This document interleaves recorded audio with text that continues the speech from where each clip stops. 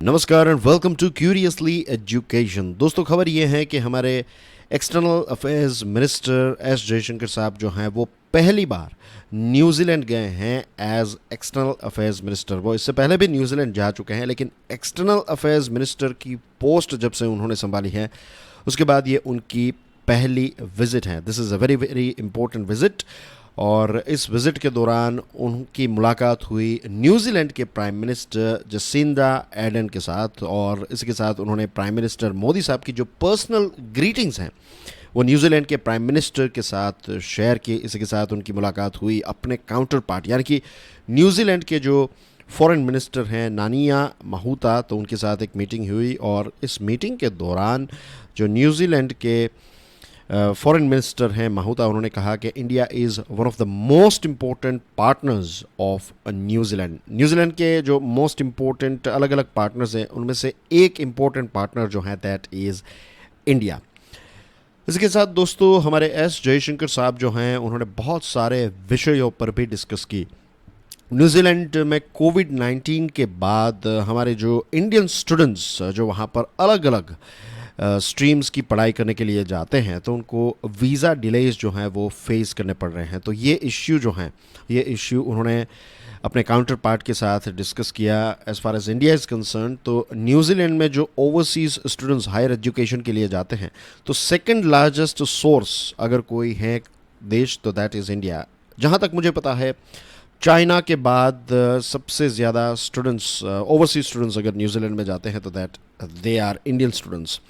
और अलग अलग डिसिप्लिन्स जैसे कि information technology, hospitality, science, engineering, architecture, ये सारे अलग अलग कोर्सेज़ के लिए हमारे स्टूडेंट्स जो हैं वहाँ पर पढ़ाई करने के लिए जाते हैं। इसी के साथ साथ दोनों देशों ने स्किल्स के बारे में बात की कि दोनों देशों की जो सोसाइटीज़ हैं, दोनों देशों की जो इकोनॉमीज़ हैं, तो इनमें अलग अलग प्रकार की स्किल्स की डिमांड है और कैसे दोनों देश जो हैं वो मिलकर एक दूसरे की स्किल्स जो हैं उनको इम्प्रूव कर सकते हैं। यंगस्टर्स जो हैं उनकी स्किल्स को कैसे और ज़्यादा एनहेंस और इम्प्रूव किया जा सकता है, तो इस विषय पर भी विस्तार से चर्चा हुई।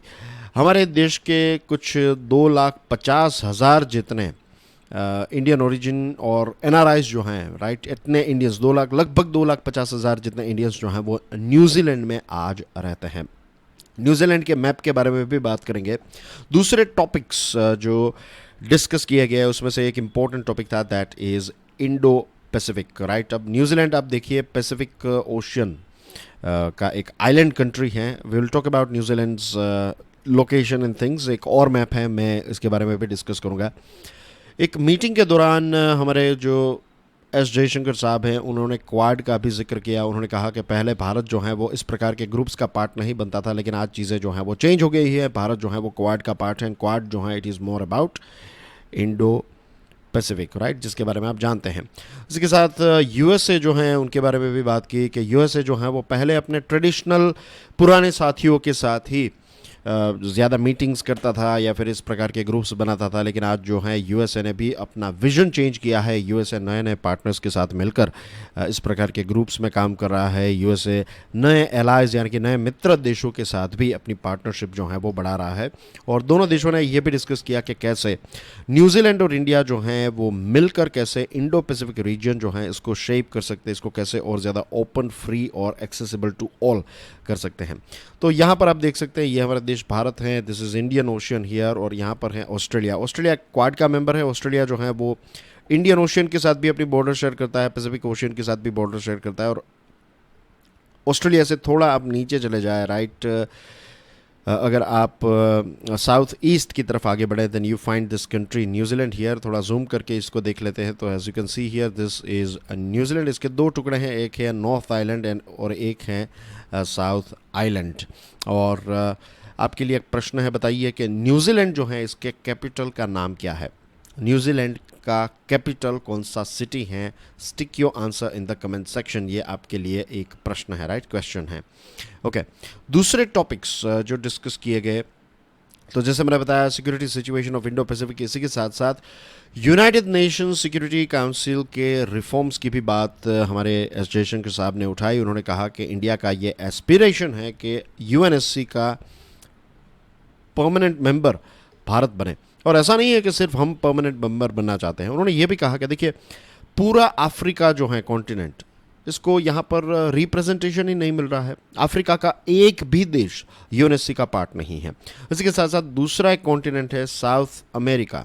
तो साउथ अमेरिका, लैटिन अमेरिका जिसको कहते हैं, तो इसका भी एक देश यूएनएससी का पार्ट नहीं है। तो बहुत सारे ऐसे आज के अलग अलग देश हैं जो ये एस्पिरेशन रखते हैं कि वो भी यूनाइटेड नेशन सिक्योरिटी काउंसिल के परमानेंट मेंबर बने। इसी के साथ दोनों देशों के बीच में क्लाइमेट एक्शन, क्लाइमेट जस्टिस को लेकर बातचीत हुई। उन्होंने कहा कि जब भी क्लाइमेट चेंज की बात आती है तो बहुत सारे देश जो हैं उनका जो एक प्रकार का रवैया है ये काफ़ी पार्शियल हैं, राइट, ये एक तरफी हैं, वो अपने देश के हित को ही ध्यान में रखते हुए काम करते हैं। तो ये सारी चीज़ों पर चिंता व्यक्त की हमारे external affairs minister S Jaishankar साहब ने।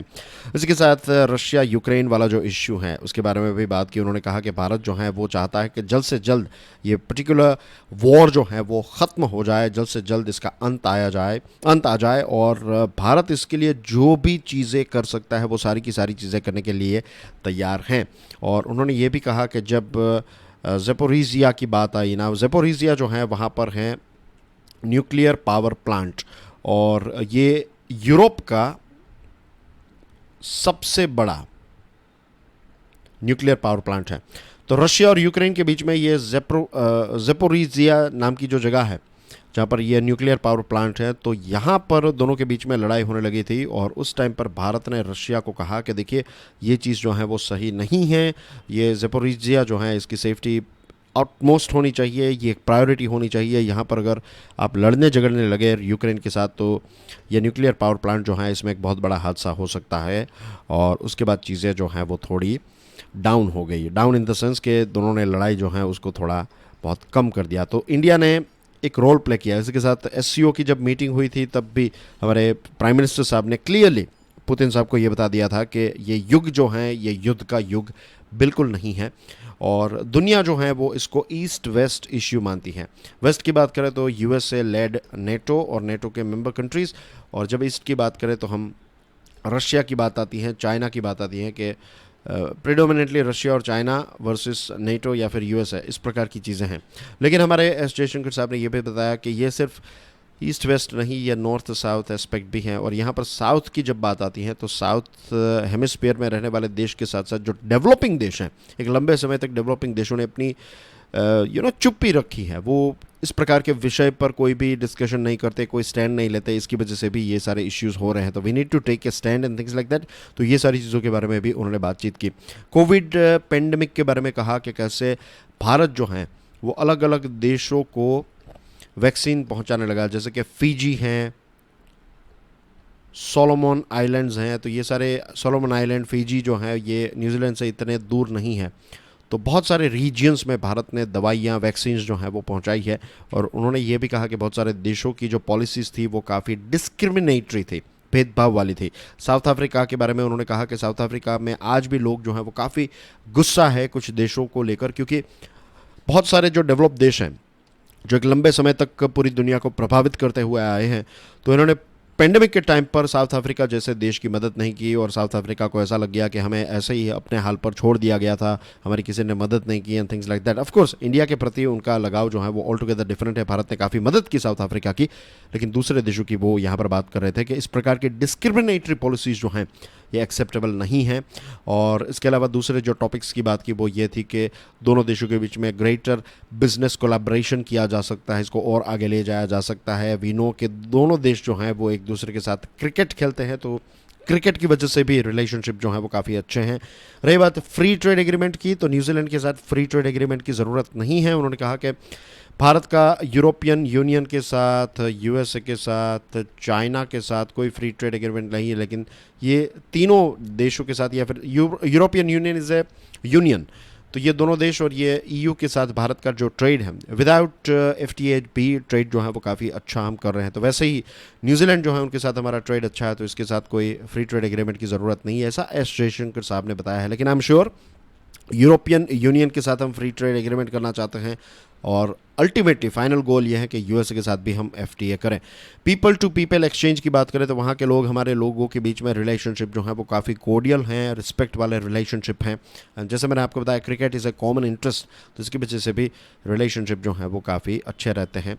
और जो फ्रिंज एलिमेंट्स हैं, जैसे कि हमने अभी देखा कि यूके में कुछ इश्यूज़ हुए थे, राइट, कनाडा में खालिस्तान वाला जो इश्यू हुआ था, तो इस प्रकार के फ्रिंज एलिमेंट्स जो दोनों देशों के रिलेशनशिप को ख़राब करते हैं, तो ऐसे लोगों को हमें दूर रखना है, ऐसे क्रिमिनल्स को जेल में डालना है, इस प्रकार की चीज़ों के बारे में भी बातचीत हुई। मेक श्योर करना है कि ऐसे फ्रिंज एलिमेंट्स की वजह से दोनों देशों के रिलेशनशिप जो हैं वो ख़राब ना हो जाए। इसी के साथ साथ हमारे देश के जो लोग हैं, इंडियन कम्युनिटी के लोग जिन्होंने न्यूजीलैंड में कुछ एक्सेप्शनल अचीवमेंट्स किए हैं, न्यूजीलैंड की सोसाइटी में कंट्रीब्यूशन किया है, तो उनको फेलिसिटेट भी किया गया।